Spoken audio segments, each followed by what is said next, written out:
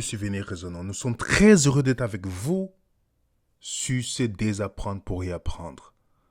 Avant de répondre à cette question qui nous a été posée, ou dans cette étude, nous allons traiter cette question, ou celui de Sodome et Gomorrhe aussi, parce que vous êtes nombreux à nous avoir posé cette question sur notre série Dieu en procès. Mais avant toute chose, je voulais mettre clair, parce qu'on voit souvent certains commentaires depuis un certain temps de certaines personnes frustrées de voir qu'on parle de leur dénomination et qui sont attachées physiquement ou émotionnellement à leur dénomination en disant il faut que Venez Raisonnons retourne aux études bibliques. Il faut continuer à faire les études. Je tiens d'abord à rappeler à ces personnes que Venez Raisonnons ne gagne pas un centime si vous êtes abonné ou pas à sa chaîne en fait. Vous n'avez pas remarqué que notre chaîne n'est pas monétisée. Donc si vous voyez une publicité sur notre chaîne, ça ne vient pas de nous et on ne reçoit pas de l'argent par rapport à ça. Et je tiens aussi, au nom de l'équipe Venez Raisonnons, rappeler à ceux-là que lorsqu'on démystifie, lorsqu'on démonte une fausse doctrine d'une dénomination, on appelle ça aussi étude biblique. Et je tiens à rappeler à ceux-là que mémoire coude, que leur dénomination passe le temps à pouvoir parler d'autres dénominations en les traitant de Babylone, en montrant ce que cette dénomination dite Babylone enseigne, et eux ils appellent ça étude biblique. Et que lorsque nous faisons pour démontrer, depuis qu'on a fait la vidéo sur le sceau de Dieu ou certaines études pour démonter certains enseignements, alors là, non, on n'est plus à l'étude biblique, il faut revenir à l'étude biblique. Gardez vos commentaires. Avec tout le respect qu'on a pour vous, gardez vos commentaires. C'est mal placé. L'étude biblique consiste à démonter tout ce qui est possible pour amener les gens à la vérité. Que vous soyez attaché ou pas, nous n'avons aucune détestation d'une personne. Nous sommes contre des systèmes qui peuvent enseigner des choses qui sont fausses. Il y a les bonnes choses dans les dénominations, comme il y a des choses erronées dans les dénominations. Il faut avoir le courage et ne pas faire la politique de l'autruche, de pouvoir le dire. Et le dire n'est pas être contre. Vous comprenez? Nous n'avons pas, à Venez Raisonnons, la capacité de détester les gens parce qu'ils ne pensent pas comme nous ou ne croient pas comme nous. Ça, c'est ce que nous avons vu dans les dénominations, mais nous n'avons pas cette capacité, puisque nous suivons comme Christ, pécheurs que nous sommes, comme notre modèle. C'est pourquoi, justement par rapport à ça, nous traitons tous les sujets et toutes les questions des personnes qui nous posent, tous ces gens qui nous posent des questions, leurs questions sont très importantes pour nous. Si ce n'est pas important pour vous, vous êtes libre. Il y a d'autres chaînes de dénomination que vous pouvez aller. Il n'y a pas de problème. Vous comprenez? Nous ne cherchons pas la popularité. Nous ne cherchons pas à être aimés des gens.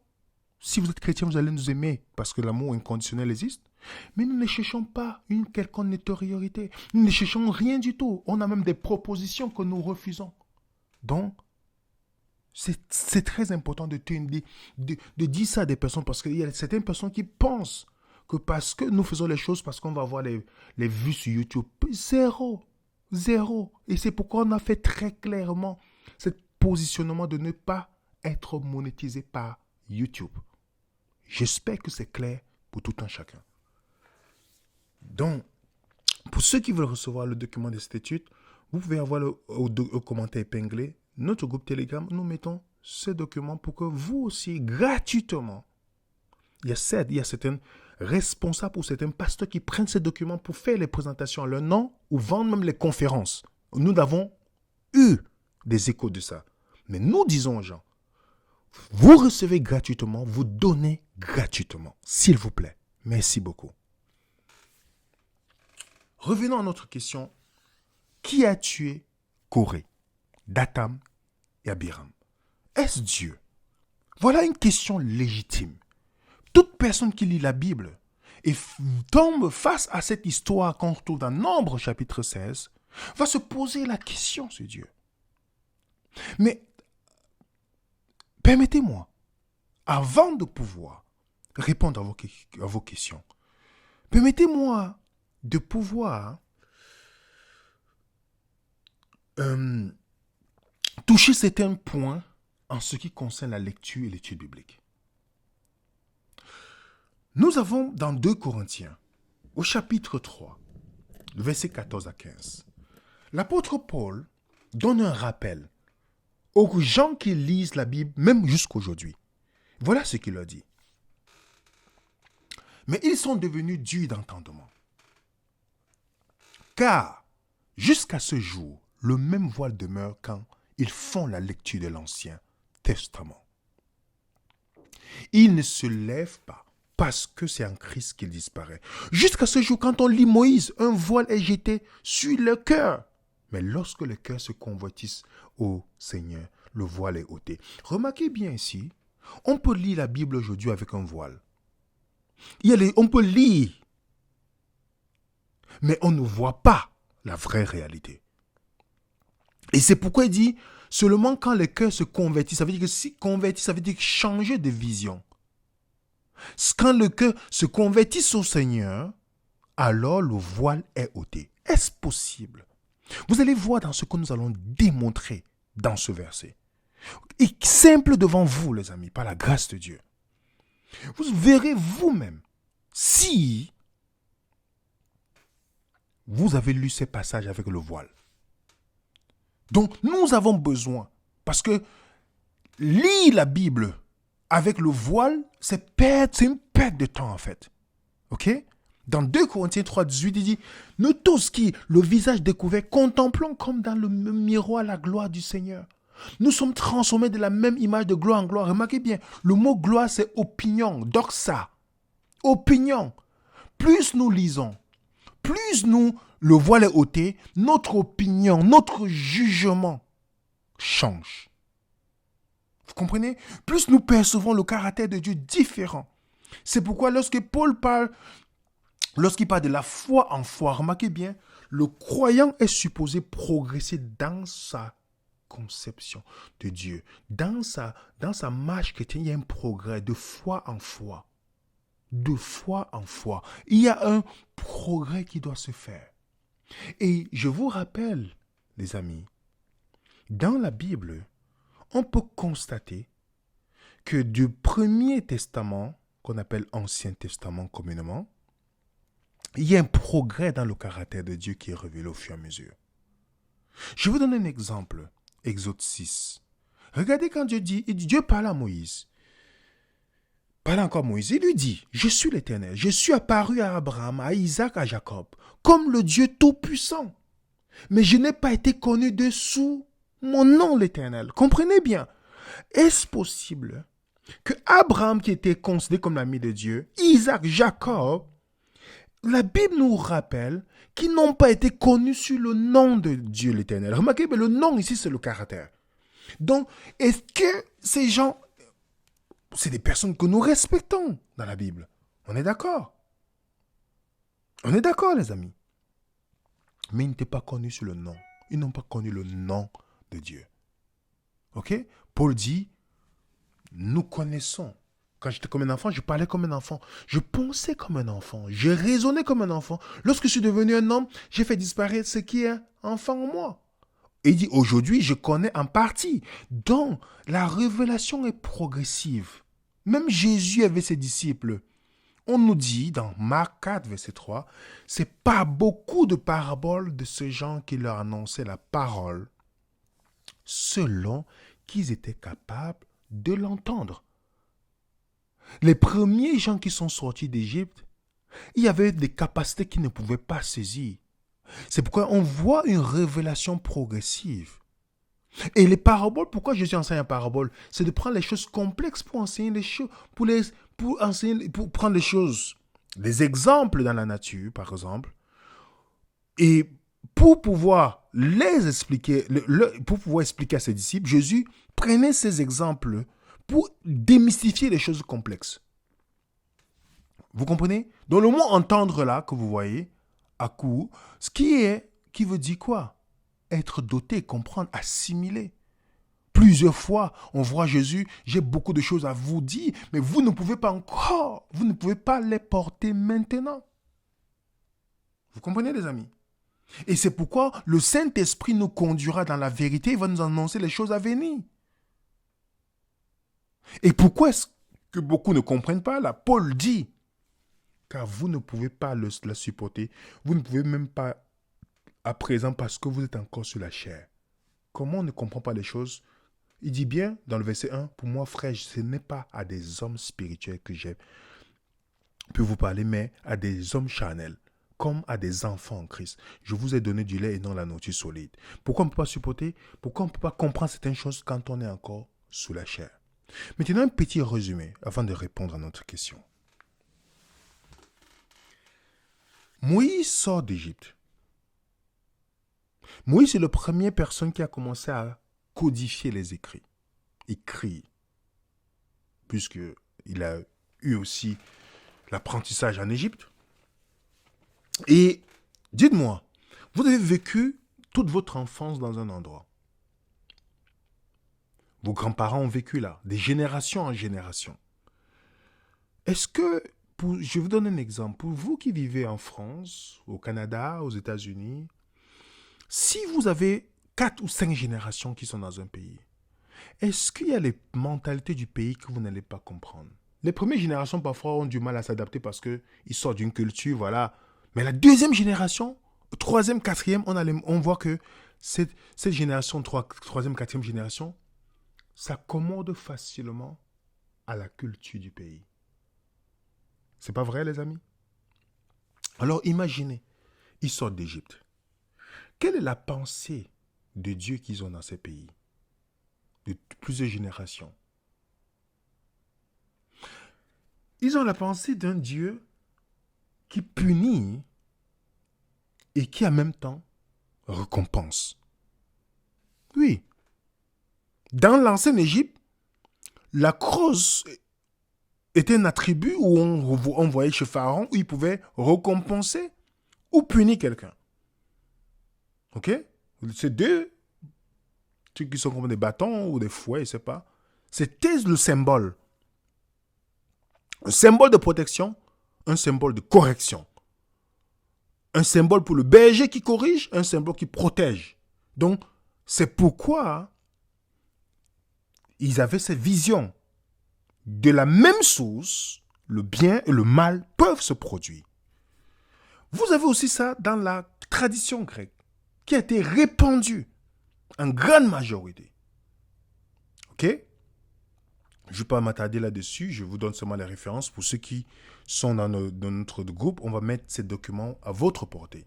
Donc, dans la mythologie grecque, je vais lire un extrait. La lumière et ténèbres, paradis, enfer, vainqueur, perdant. Ok? Vainqueur, perdant, vainqueur, vaincu. Ils partagent tous quelque chose. Ils sont l'équilibre du bien et du mal. De la gloire, de la honte, dans le voyage d'un héros, pour toute lumière, il y a des ténèbres. Pour chaque ciel, il y a un enfer. Pour chaque victoire, il y a une perte. Pour chaque vainqueur, il y a quelqu'un est vaincu. Cette bataille constante du bien et du mal, de la gloire et de la honte, est une vue à travers des mythologies de nombreuses cultures. En particulier dans la Grèce antique, les hommes devaient avoir la gloire associée à leur nom, ils devaient se battre pour le bien. Leur mythologie reflète cela avec leurs dieux combattants et leurs villes en guerre. Les dieux et les déesses peuvent être à la fois bons et mauvais. Ce thème est très courant car dans la plupart des mythes, les dieux et les déesses passent du bien au mal en fonction de leurs actions. Certains mythes qui présentent ce thème sont Athéna, Méduse, Hercule, Héra, Zeus, Chronos, Uranus, enfin Zeus et Prométhée.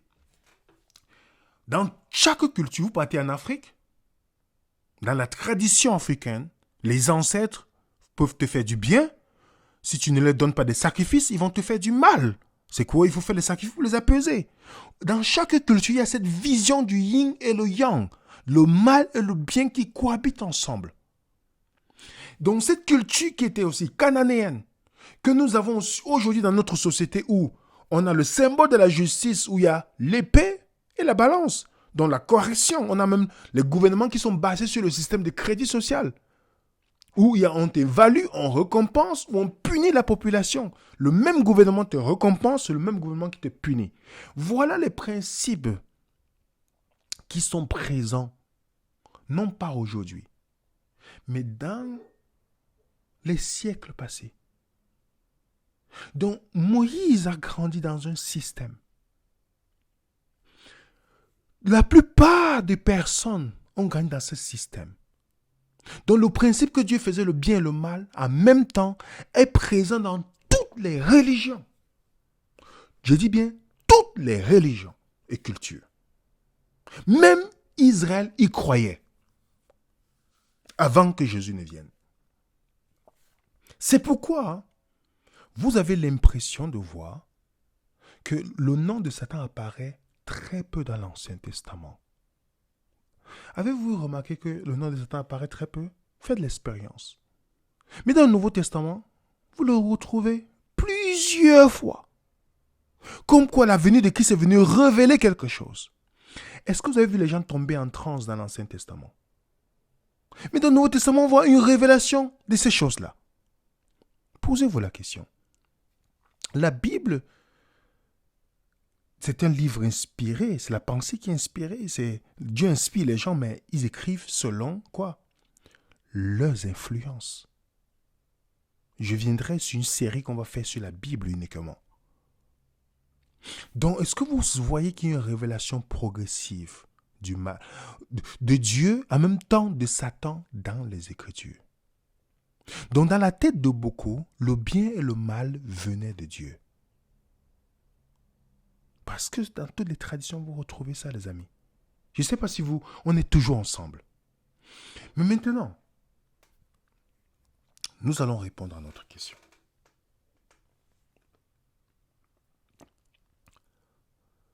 Qui a tué Corée? Datham et Abiram. Nombre chapitre 16.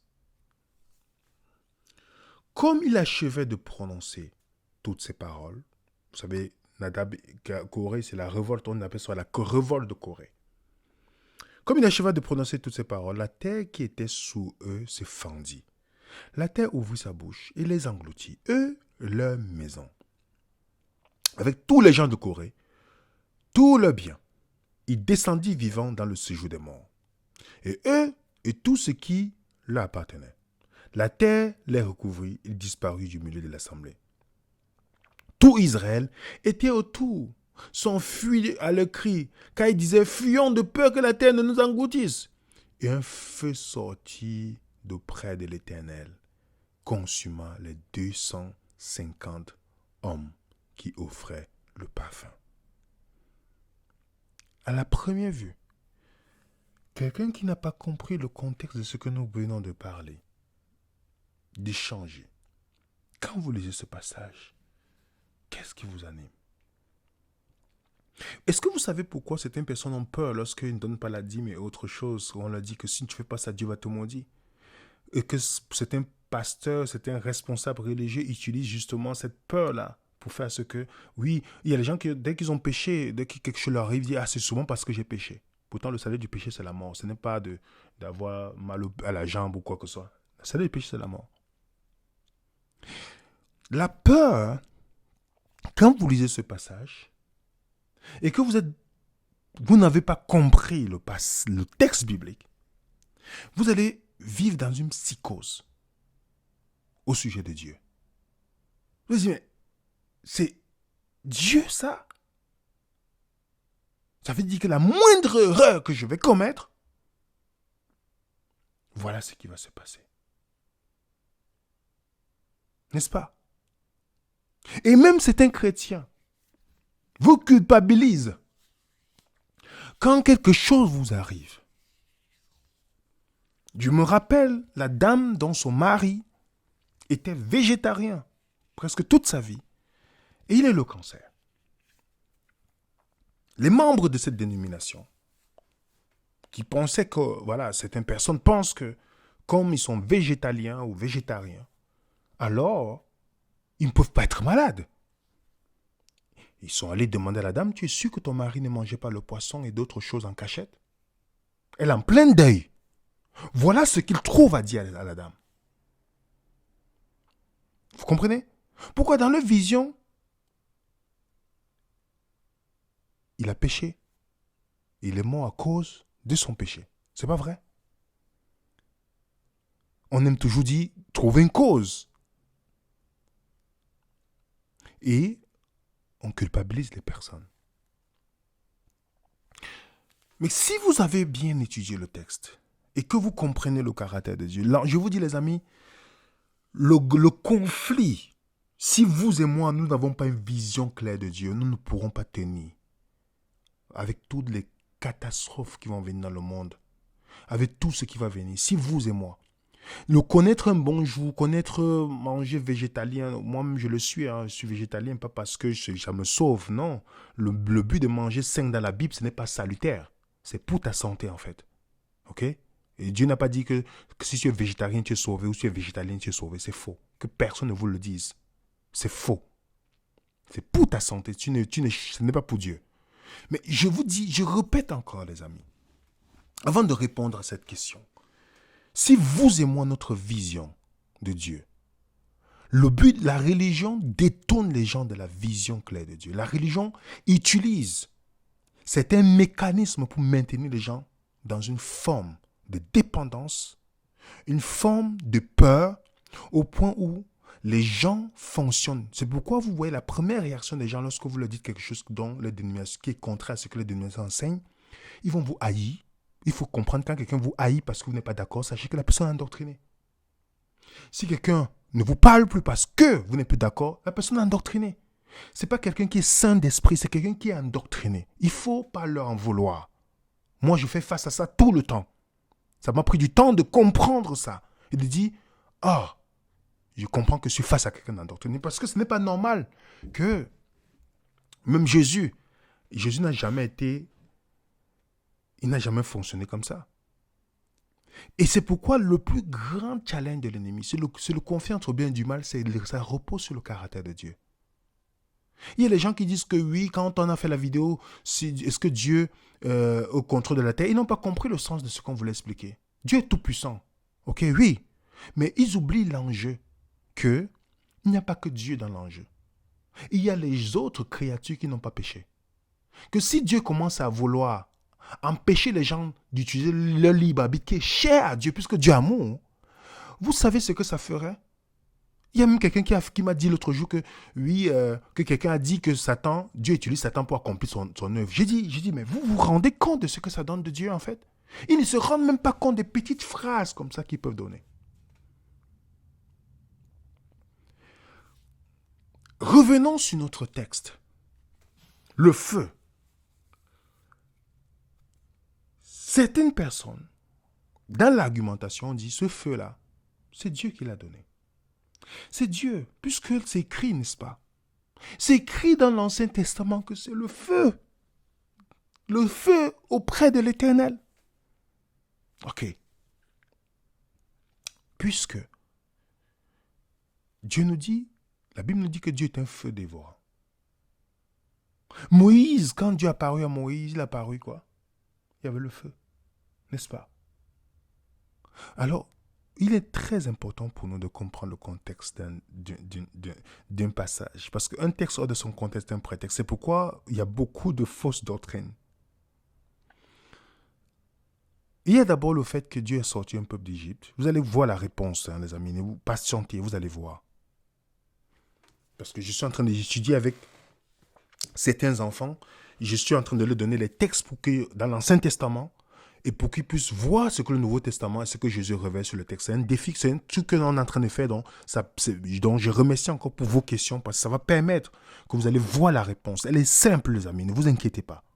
Mais je veux d'abord vous situer le contexte. Voilà, Dieu sauve un peuple d'Égypte. Et il continue à murmurer contre Dieu.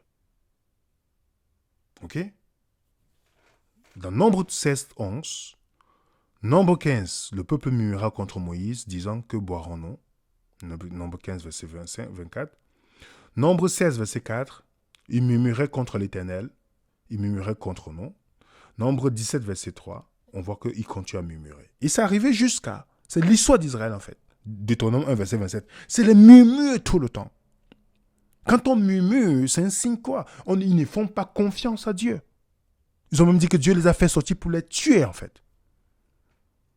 Et regardez, alors vient la révolte qui se passe là. Dans cette révolte, qui était le résultat des murmures, on nous dit qu'il y a le feu qui sort et il y a ceux qui sont révoltés, qui sont morts. Avec Corée, Natam et les 250 hommes qui fuyaient.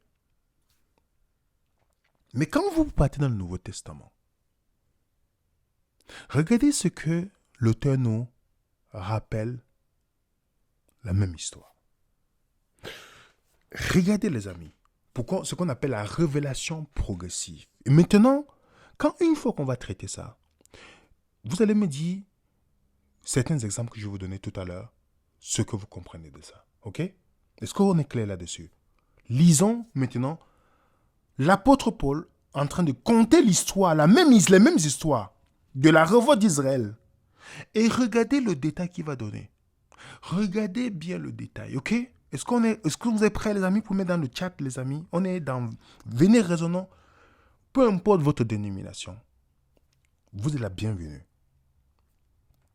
Nous échangeons et nous partageons. On n'est pas dans... Il n'y avait pas... Non, on est dans un partage. Alors dites-moi dans le chat, vous êtes prêts pour qu'on puisse démystifier par la grâce de Dieu ce passage. Frères, je ne veux pas que vous ignorez que nos pères ont tous été sous la nuée et qu'ils ont tous passé au travers de la mer et qu'ils ont tous été baptisés en Moïse dans la nuée, dans la mer, et qu'ils ont tous mangé le même aliment spirituel et qu'ils ont tous bu le même breuvage spirituel, car ils buvaient à un rocher spirituel qui les suivait. Ce rocher était Christ. Mais la plupart d'entre eux ne furent point agréables à Dieu, puisqu'ils périrent dans le désert. La suite. Or, ces choses sont arrivées pour nous servir d'exemple. Ok, regardez d'abord, il dit, le mot tout poste là, que toutes ces choses sont arrivées pour nous servir d'exemple, afin que nous n'ayons pas de mauvais désirs.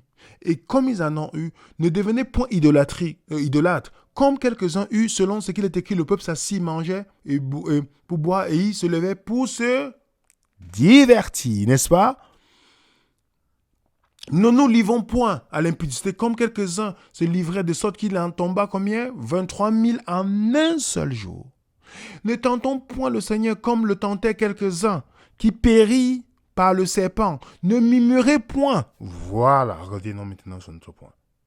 Comme murmuraient quelques-uns et qui périt par l'exterminateur. Je recommence.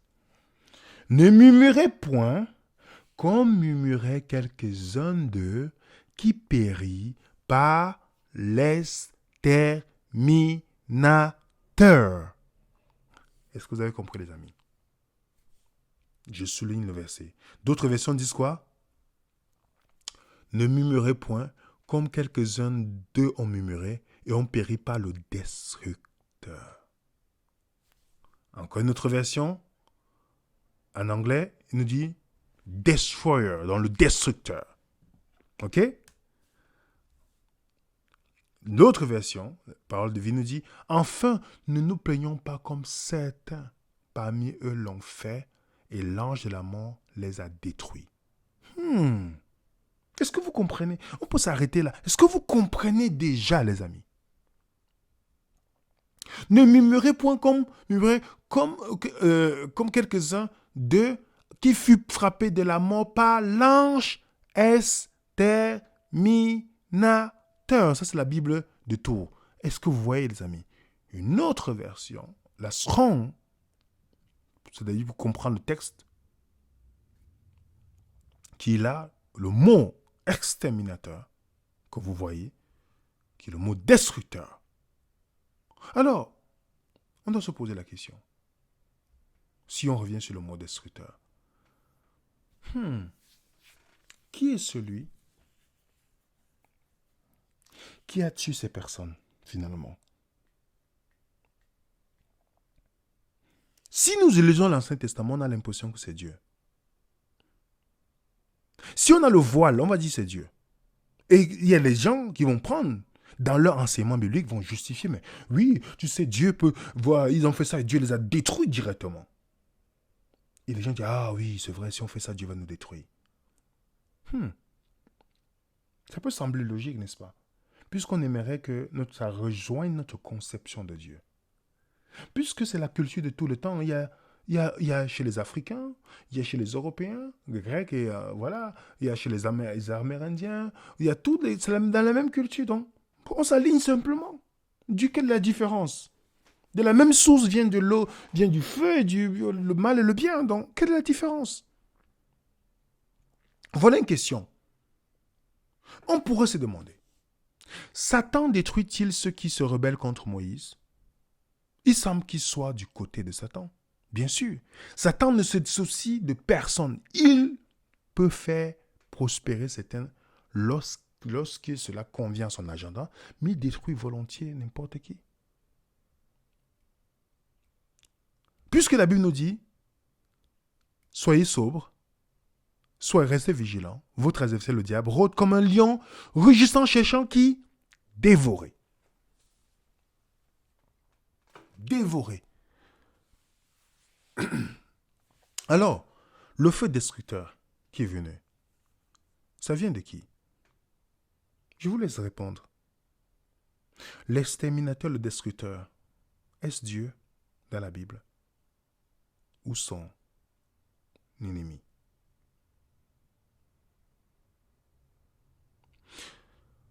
Posons-nous la question, est-ce que c'est compatible avec le caractère de Dieu révélé par Jésus? Est-ce que quand on parle le feu descendu du ciel, ça veut dire que le feu vient des sements de Dieu? Voilà un piège que les gens, quand ils étudient, quand on dit, dans la Sodome et Gomorrhe, le feu venait du ciel, directement ils pensent que c'est de Dieu en fait. Mais le texte nous dit que le feu vient de Dieu, mais plus tard, avec la révélation progressive. Vous avez un exemple. Dans 2 Samuel 24, on te dit que c'est Dieu qui a tenté David. 2 Samuel 24, verset 1. Mais dans 1 Chronique 21, on te dit que non, c'est Satan. Parce qu'il y a la révélation progressive. Donc ceux qui sont venus, ils ont vu que non, c'est pas Dieu, mais c'est Satan. On voit la même révélation progressive ici. Est-ce que le feu peut venir de l'ennemi? L'histoire nous dit oui. Je vous donne un exemple, l'histoire de Job. Job était là, tranquille, il menait sa vie. Qu'est-ce que l'ennemi dit à Dieu? Si on lit le verset 9, est-ce d'une manière désintéressée que Job craint Dieu? Ne l'as-tu pas protégé? Lui, sa maison et tout ce qui est à lui. Tu as béni l'œuvre de ses mains. Ses troupeaux couvrent le pays. Mettant ta main, touche à tout ce qui lui appartient. Il suffit qu'il te maudira. Il va te maudire. L'Éternel dit à Satan, tout ce qui lui appartient, je te le livre. Seulement, ne porte pas main. Ok? Il donne la permission ici. Et quand on lit plus tard, on voit que les choses de Job commencent à se détruire. On nous dit un jour que les fils et les filles de Job mangeaient, buvaient du vin dans la maison. Il arriva auprès de Job un messager qui lui dit, les bœufs labouraient, les ânesses passaient à côté d'eux et les Sabéens se sont jetés dessus. Ils ont enlevé, ils ont passé au fil de l'épée, quoi. Et voilà, ses enfants, n'est-ce pas? Regardez le verset que j'ai souligné en jaune.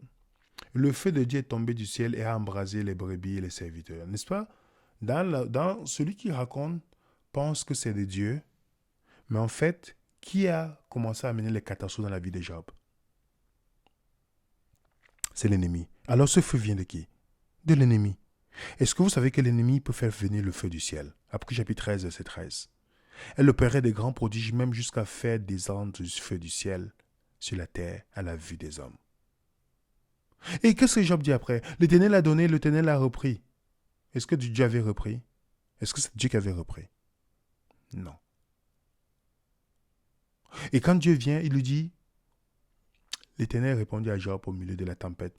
Qui est celui qui obscurcit mes desseins par des discours sans intelligence? S'enterrant comme un vaillant homme, je t'interrogerai, tu m'instruiras. Où étais-tu quand je fondais la terre? Dis-le si tu as de l'intelligence. Et qu'est-ce que Job dit plus tard? Mon oreille avait entendu parler de toi, mais maintenant mon œil t'a vu. C'est pourquoi je me condamne, je me répands sur la poussière, sur la terre. Il s'est rendu compte qu'il a dit des choses qui n'étaient pas vraies sur Dieu. Il a cru des choses qui n'étaient pas vraies. Parce qu'il ne voyait pas au-delà de ça. Il y a les informations que nous ne voyons pas. Mais il y a des situations qui arrivent. On ne peut pas attribuer à Dieu. Vous comprenez, les amis? Dans la rébellion, ici, nous savons que c'est l'ennemi qui a fait venir le feu. L'exterminateur. L'exterminateur qui a fait venir le feu. Je vous avais un autre exemple. Dans le livre d'Exode. Regardez quand ils sortent d'Égypte. Lisons Exode 12, verset 21. Moïse appela les anciens d'Israël et leur dit, allez prendre du bétail pour vos familles. Immolez la Pâque. Immolez la Pâque. Vous prendrez ensuite un bouquet d'hysope. Vous le tremperez dans le sang qui sera dans le bassin. Vous toucherez le linteau et les deux poteaux de la porte avec le sang qui sera dans le bassin. Nul de vous ne sortira de sa maison jusqu'au matin.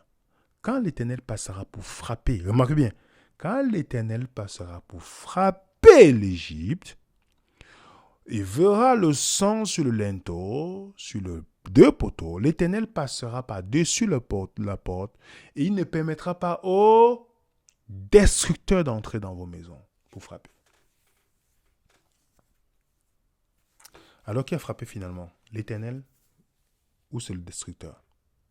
J'en sais que si, pour que vous voyez. Est-ce que vous avez vu, les amis? Est-ce que vous voyez qu'il y a toujours quelqu'un tapis dans l'ombre qui, une fois que les Égyptiens étaient avertis pendant plusieurs fois de sortir, est-ce que vous savez qu'il y a les Égyptiens qui sont sortis avec les Juifs? Oui, qui ont suivi le message. Ceux qui ont refusé, le destructeur est passé les visiter. Est-ce que vous voyez certains détails quand on veut voir que pas parce qu'on a dit l'Éternel a fait, que ça veut dire que c'est réellement Dieu qui l'a fait. Tenez compte que c'est pourquoi c'est ce qui prouve la Bible qui est inspirée, c'est le fait que ça tient compte de la capacité des hommes qui l'écrivent. Ok? De leur culture. C'est pourquoi il y a des choses culturellement, quand on lit dans la Bible, on ne peut pas le faire aujourd'hui. Parce que c'était la culture de certaines personnes. Ok? Donc, quand vous voyez ça, quand vous demandez à n'importe qui a détruit les enfants d'Égypte, quelqu'un de normal qui lit la Bible normalement va te dire, mais Dieu a détruit puisqu'ils n'ont pas obéi. Mais la personne a manqué ce détail.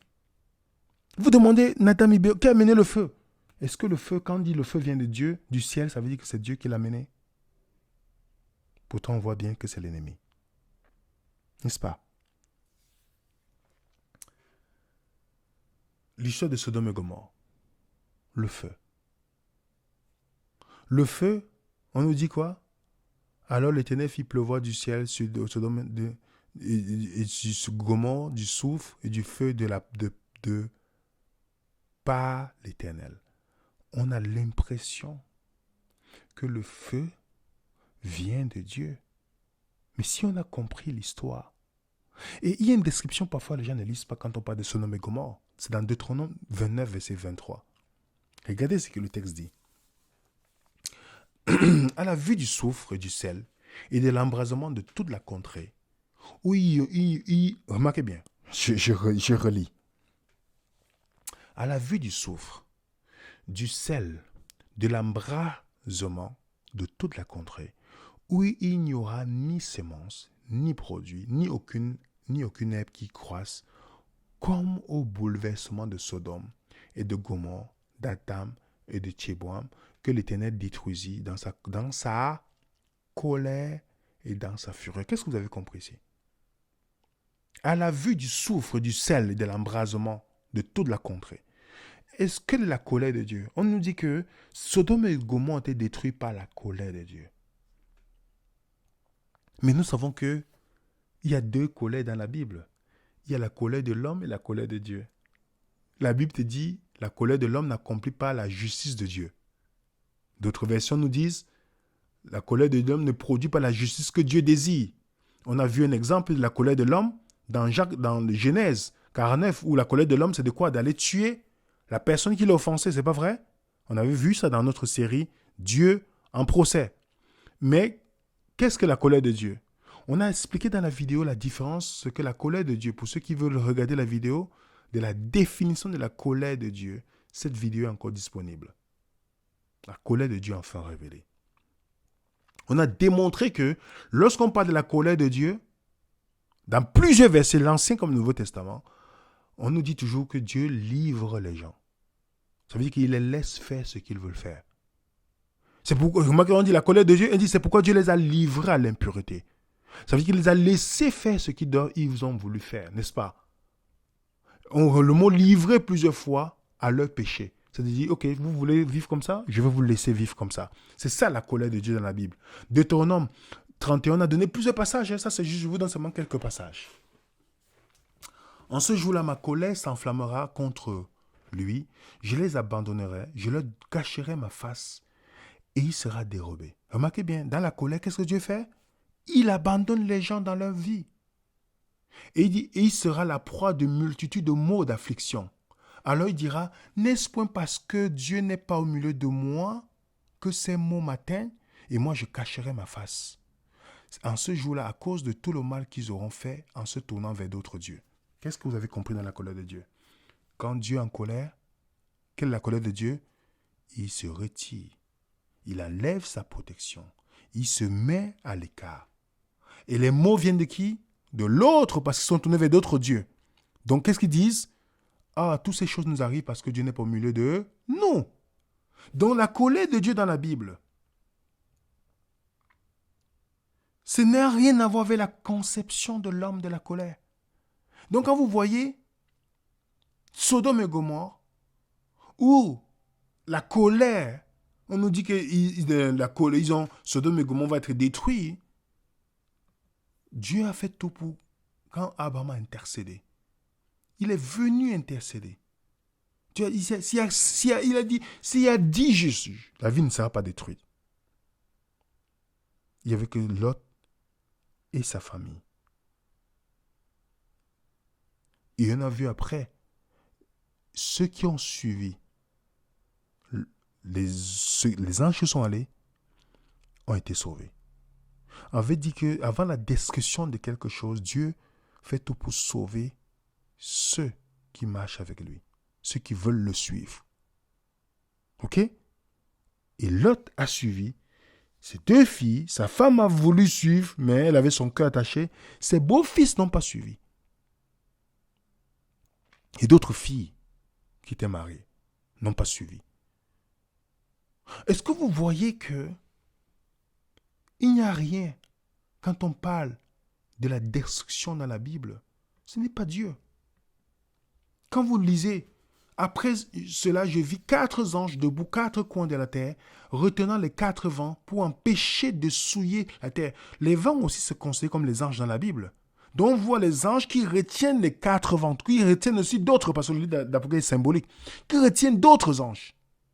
Et dans la Bible, on nous parle d'un ange destructeur. Apocalypse chapitre 9, verset 11. Et ils avaient sur elle comme roi l'ange de l'abîme, nommé l'ange en hébreu Apollyon. Vous savez qu'Apollyon veut dire quoi, les amis? Apollyon veut dire quoi, les amis?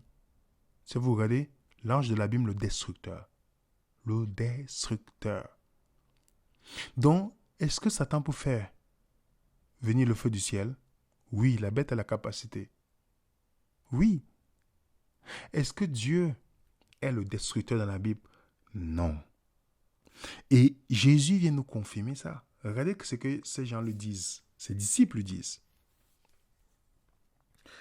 Ses disciples, Jacques et Jean, voyant cela, disent, Seigneur, veux-tu que nous disons que le feu descend du ciel et les consume comme aussi fit Élie?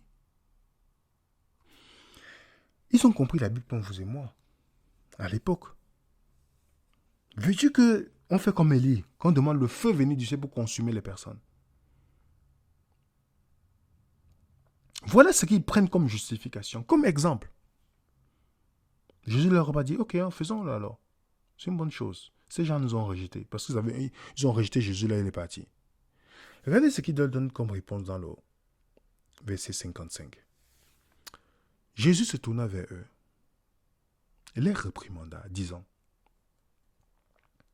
vous ne savez pas de quel esprit vous êtes animés.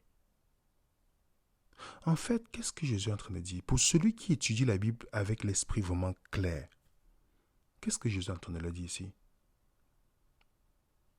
Est-ce qu'il leur dit de faire? Ou il dit, si vous demandez ça comme Élie, vous ne savez pas quel esprit vous anime. Quel esprit? C'était un bon esprit qui avait animé Élie de vouloir tuer d'autres personnes? Jamais. Jamais, les amis. Vous voyez comment Jésus répond ici. Il dit, vous ne savez pas quel esprit vous êtes animé. Est-ce qu'ils n'ont pas pris Élie qui est respecté? Jésus n'a jamais approuvé ça. Même David, quand on avait l'impression que Dieu approuve les guerres de David, qu'est-ce que Dieu dit? Quand il faut construire le temple, non, tu ne peux pas construire le temple, mon frère. Tes mains sont remplies de sang. Et regardez la réponse de Jésus après avoir dit cela à ses disciples. Il dit, car le Fils de l'homme est venu, non pour perdre à peau l'humie les âmes des hommes, mais pour les sauver. Ils allaient dans un autre bourg. Le mot, j'ai souligné exprès le mot perdre. Le mot perdre, là, si vous regardez dans la signification, c'est démolir, entière, abolir, mettre fin, ruiner, rendre inutile, tuer, déclarer quelqu'un doit être puni à mort, détruire, perdre. En fait, Jésus leur dit, le Fils de l'homme n'est pas venu tuer, ni détruire, ni démolir les gens. Est-ce que vous voyez ça, les amis? Combien sont satisfaits avec un Dieu qui a pour but de détruire les gens? Combien, lorsqu'ils lisent l'Ancien Testament, ils ont le voile sur les yeux? Ils ne voient pas que Dieu utilise les hommes dans leur compréhension, à leur niveau, et qui progressivement, ces hommes progressent dans leur marche. Quand on lit la Bible, qui est le destructeur? La Bible nous dit que le destructeur, c'est lui qui a fait le travail. Il attendait seulement que ce peuple rejette Dieu pour faire son travail. Parce que, les amis, il y a quelque chose que vous et moi on doit savoir. Dans les cultures dans ce temps-là, beaucoup de personnes avaient la vision que le bien et le mal viennent de Dieu. Et regardez ce que Jean, le même Jean qui avait demandé que le feu descende pour tuer des personnes. Le même Jean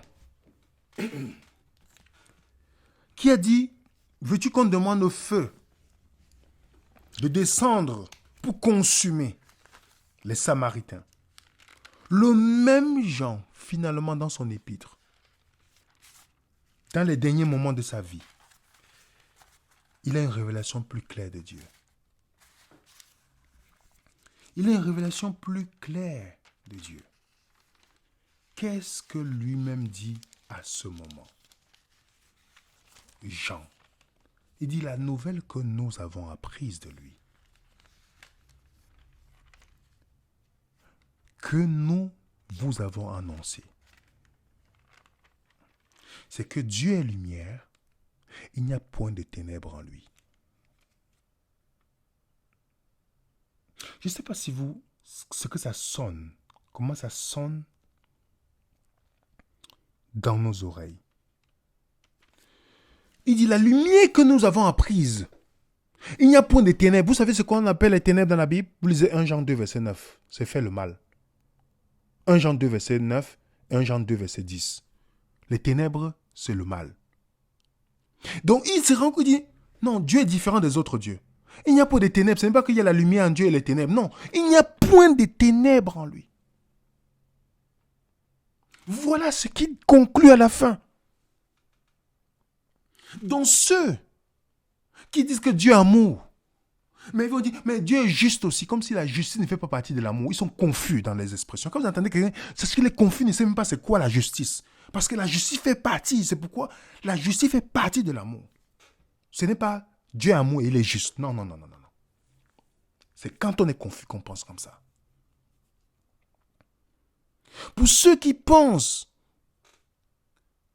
et qui sont confortables avec un Dieu d'amour, autant dire l'amour ne fait point de mal à son prochain. Puisque Dieu est amour, ils ne comprennent pas le processus du mal, même la destruction des méchants à la fin. Le salaire du péché, ce n'est pas que Dieu va tuer, c'est la mort. Même la mort est un ennemi de Dieu dans la Bible. 1 Corinthiens 15, verset 26. Et celui qui détient le pouvoir de la mort, qui tuait les personnes, Hébreux 2, 14, la Bible dit que c'est Satan. Et dites-moi, quand vous lisez Jacques, je veux lire, je n'ai pas mis ça sur l'écran. Jacques chapitre 3, vous pouvez relire. Le verset 11, le frère de Jésus, il dit, je vais lire à partir du verset 10. De la même bouche sortent la bénédiction et la malédiction. Il ne faut pas, mes frères, qu'il en soit ainsi. La source faite jaillit par la même ouverture l'eau douce et l'eau amère. Un figuier, mes frères, peut-il produire des olives? Une vigne de figues? De l'eau salée ne peut pas non plus se produire de l'eau douce? Qu'est-ce que vous comprenez, les amis? Qu'est-ce que vous et moi nous comprenons? Dites-moi, les amis. Est-ce que le mal et le bien viennent de Dieu? Puisque Dieu est lumière. Est-ce possible que quand on lit l'Ancien Testament, comme Paul dit, le voile est là? Est-ce possible que beaucoup de chrétiens n'ont jamais été convertis à Christ? Converti n'est pas dire que vous êtes devenu chrétien. Hein? Est-ce qu'on est réellement converti? Lorsqu'il dit, celui qui ne naît de naît d'eau et d'esprit ne peut voir le royaume de Dieu. Remarquez bien, il ne dit pas entrer, ne peut voir. Est-ce que vous voyez les choses comme Jésus voit Dieu? Est-ce que le visage est découvert au point où quand nous contemplons le miroir, un miroir de la gloire du Seigneur, nous sommes transformés à la même image de gloire en gloire? Est-ce que nous sommes transformés? Est-ce que notre vision est transformée? Et mes frères et sœurs, je ne parle pas assez en donneur de leçons. Je parle de quelqu'un qui est un moment au carrefour de ma marche chrétienne. Je suis arrivé à l'idée de me dire, mais la religion m'a plutôt poussé à haïr les gens qui n'étaient pas d'accord avec moi. Je n'étais pas satisfait de Dieu qu'on me présentait. Puisque je suis né d'une mère musulmane. Et vous lisez les sourates 7, vous lisez plus de sourates. Où on te dit, le mal et le bien viennent de Allah. C'est pourquoi le musulman fonctionne avec le déterminisme. Ça veut dire que Dieu a prévu le mal qui doit arriver, le bien qui doit arriver. Et je n'étais pas satisfait. Mon dernier passage dans la dénomination m'a juste confirmé qu'en fait, les dénominations, il y a les bonnes personnes, il y a les bonnes choses aussi, mais il y a les choses fondamentales qui sont très dangereuses pour l'âme du croyant.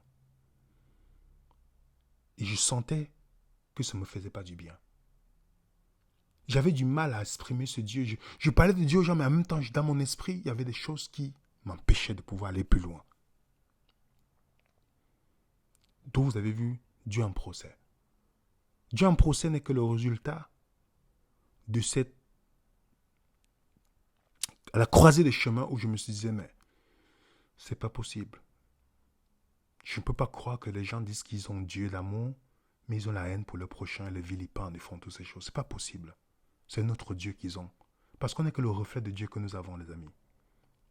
On n'a que le reflet du prophète que vous croyez. Vous n'êtes que le reflet de Dieu que vous croyez. Si vous croyez que Jésus est votre prophète, le dernier, vous êtes obligé de le refléter, en fait. Puisqu'on est transformé, remarquez bien, le texte dit, nous tous, nos visages découverts, contemplons comme un miroir la gloire du Seigneur. Nous sommes transformés à la même image. Dites-moi, les amis, nous sommes transformés selon ce que nous contemplons. Ceux-là qui ont la capacité de dire Dieu amour, en même temps, ils ont les gens qui ne parlent plus, qui haïssent et qui vilipendent. Sachez que c'est un faux Dieu qui croit. Vous ne pouvez pas avoir Jésus. Je dis bien Jésus. Et que demain, je ne suis pas d'accord avec mon frère dans le Seigneur. Et je dis, je ne lui parle plus. On n'est plus des frères. Ça, et je le dis encore à toutes ces personnes-là. Toutes ces personnes qui viennent souvent dans leur haine, déverser leur haine sur nos commentaires, parce qu'on démontre des choses que les dénominations, c'est faux, quand c'est des choses fausses dans la dénomination. Vous savez une chose, vous ne faites pas d'honneur ni à Jésus, parce que vous avez notre Jésus. Il est temps pour nous de contempler Jésus, moi le premier, de contempler le Christ pour que nous puissions refléter son image. Comment Jésus a traité Judas? Jusqu'à la dernière minute, regardez comment il a traité Judas. Regardez, parfois, je lis cette scène, parfois ça me donne la chair de poule. Mais quand je vois les chrétiens s'asseoir, faire des réunions pour vilipender quelqu'un, quand je vois des chrétiens haïr leur prochain, on a les témoignages, les gens qui nous envoient les messages pour nous dire comment ils ont été traités dans les dénominations. Quand je lis ça, je vous dis, vous pouvez exploser. Vous dites, mais ça me confirme que je me dis, je comprends toutes ces personnes qui disent qu'ils ne veulent rien savoir de la religion. Parce que si, imaginez comme Gandhi disait, je préfère le Christ mais pas les chrétiens. Les chrétiens ne sont pas comme le Christ. Il a raison. Vous savez pourquoi croire à une mauvaise image de Dieu nous pousse à réagir comme ce Dieu-là? Exactement, il critique les musulmans. Est-ce que ma pire persécution dans le christianisme, je dis pire, au point de vouloir atteindre votre vie, c'est dans le christianisme que je l'ai eu, pas auprès des musulmans. Je ne dis pas que les musulmans ne persécutent pas. Comment c'est possible, mes chers amis? Posons-nous les vraies questions. Quand nous lisons la Bible, est-ce que nous lisons parce que on est converti au Christ? Ça veut dire que nous sommes transformés à la même image, de gloire en gloire. Nous sommes que le reflet de Dieu que nous croyons. Donc quand vous voyez les gens qui sont satisfaits d'un Dieu bipolaire, sachez que ne pensez pas que c'est une petite affaire, le fait d'embrasser une religion qui vous présente Dieu, un Dieu bipolaire. Ça va vous suivre toute votre vie, les amis. Même la manière que vous allez traiter vos enfants, que vous allez traiter vos proches, que vous allez traiter votre épouse, que vous allez traiter votre époux, que vous allez traiter votre voisin, ça va avoir l'impact que vous n'avez, même psychologiquement, que vous aurez besoin d'un psychologue pour sortir de cette chose-là, les amis. Ce n'est pas une main sans fer. C'est pourquoi on a besoin tous une détox spirituelle.